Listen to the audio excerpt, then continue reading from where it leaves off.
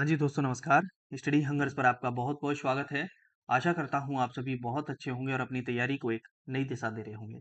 साथियों अगर आप हमारे चैनल पर नए हैं तो चैनल को सब्सक्राइब ज़रूर करें और हम आपके साथ डिस्कस कर रहे हैं पर्यावरण अध्ययन के प्रीवियस ईयर क्वेश्चन की जो हमारी सीरीज़ है और इस सीरीज़ को हम आगे बढ़ा रहे हैं।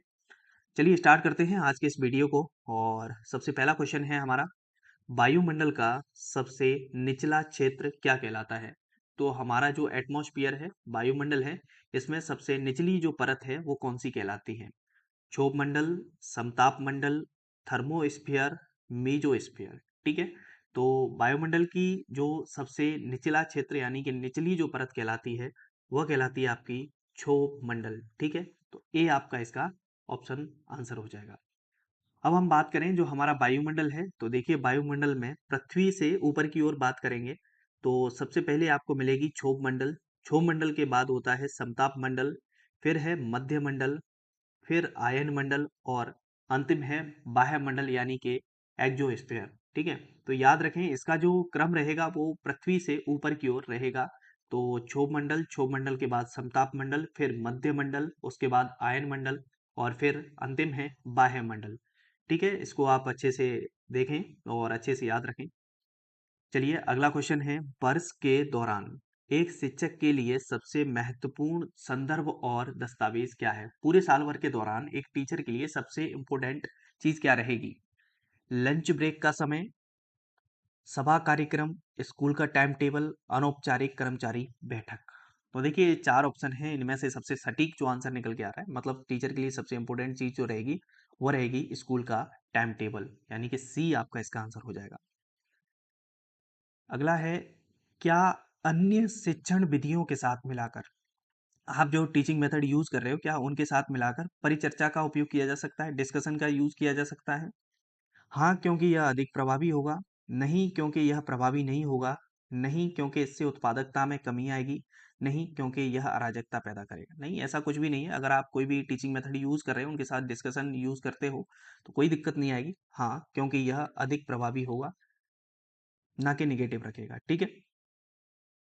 अगला है निम्नलिखित में से कौन सी विधि छात्रों को अपनी भावनाओं को व्यक्त करने का मौका देती है? तो इनमें से कौन सा मतलब मेथड है जो कि बच्चों को अपनी जो अभिव्यक्ति है उसकी भावनाएं हैं उनको व्यक्त करने का मौका देगी? प्रतिधारण, एपिसोडिक, प्रायोगिक, भूमिका निर्वहन, रोल प्लेइंग। जब बच्चा किसी भी चीज का रोल प्ले करेगा उस चीज में तो वो उसके मन में जो भी भाव आ रहे हैं जो भी चीजें उसके मन में आ रही हैं उनको भी क्या करेगा, अभिव्यक्त करेगा टीचर के समक्ष। तो ठीक है डी आपका इसका आंसर हो जाएगा भूमिका निर्वाह यानी कि रोल प्लेइंग। अगला है तेंजिंग नोरगे राष्ट्रीय साहसिक पुरस्कार के लिए पुरस्कार राशि क्या है? 5 लाख रुपए, 15 लाख रुपए, 7 लाख रुपए, 8 लाख रुपए। तो तेंजिंग नोरगे राष्ट्रीय साहसिक पुरस्कार के लिए जो राशि है वो है 15 लाख रुपए। क्या है?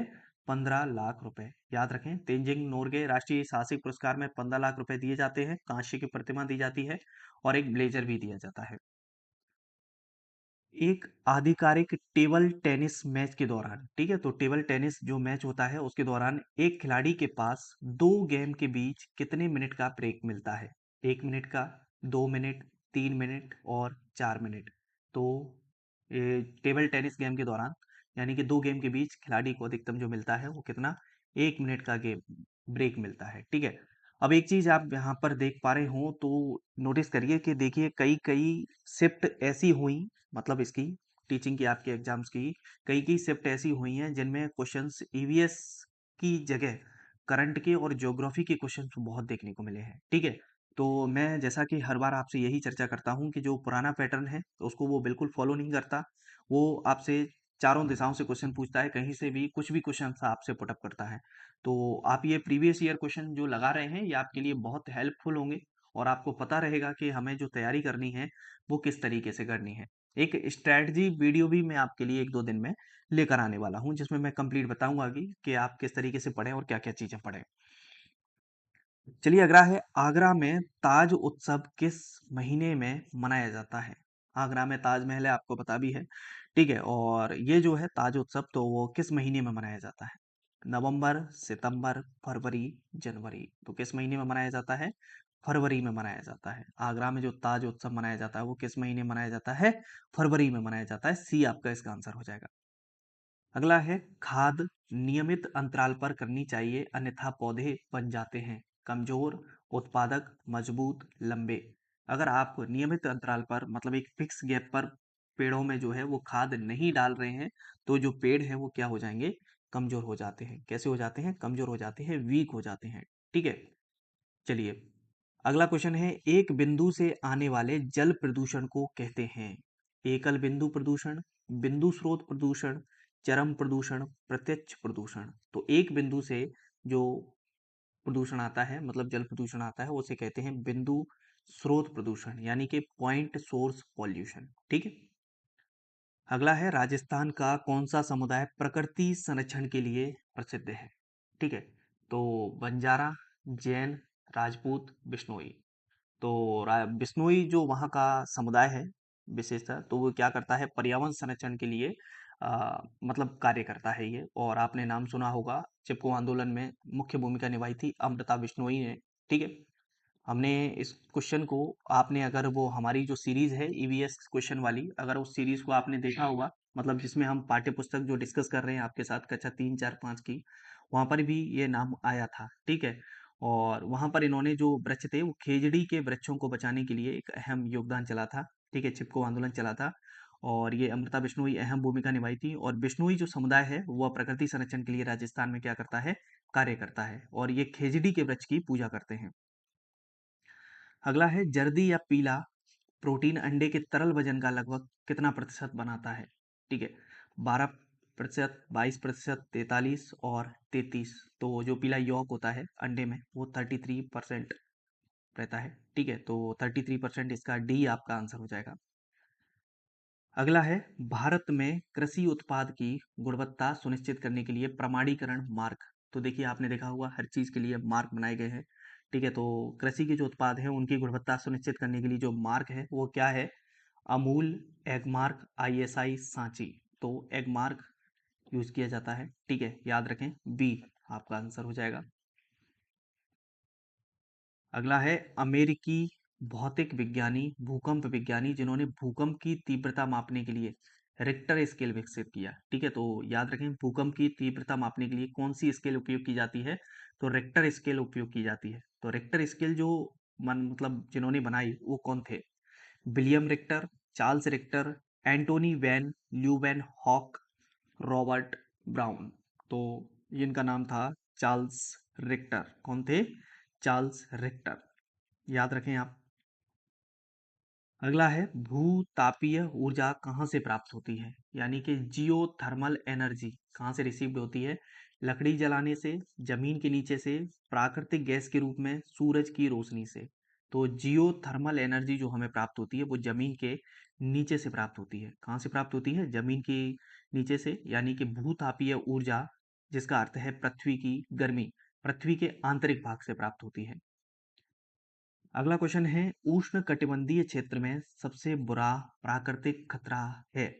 उष्ण कटिबंधीय चक्रवात, सुनामी, बाढ़ और भूकंपीय। तो उष्ण कटिबंधीय क्षेत्र में सबसे ज्यादा जो देखने को मिलते हैं वो ट्रॉपिकल साइक्लोन्स देखने को मिलते हैं यानी कि उष्ण कटिबंधीय चक्रवात देखने को मिलते हैं।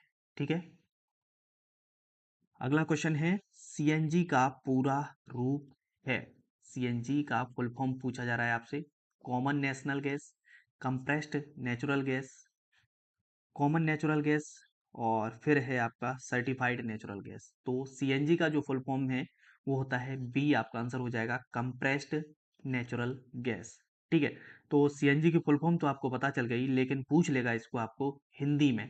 फिर समस्या खड़ी हो जाती है कि संपीड़ित प्राकृतिक गैस कौन सी होती है? आपको दे देगा सीएनजी, एलपीजी इस तरीके से ऑप्शन दे देगा। तो संपीड़ित प्राकृतिक गैस इसी का अर्थ है यानी कि सीएनजी यानी कि कंप्रेस्ड नेचुरल गैस। ठीक है, सीएनजी एक ईंधन गैस है जो कि मुख्य रूप से मीथेन CH4 से बनी होती है जिसमें इसकी मूल मात्रा को 1% से भी कम तक संपीड़ित किया जाता है यानी कि कंप्रेस्ड किया जाता है। ठीक है, अगला है अंटार्कटिक ओजोन क्षेत्र की खोज कब हुई थी? कब पता चला था कि अंटार्कटिका पर ओजोन में मतलब जो ओजोन परत है उसमें छेद है? 1963 में, 1972 में, 1985 में 1993 में। तो देखिए कब पता चला इसका, 1985 में पता चल गया था। ठीक है।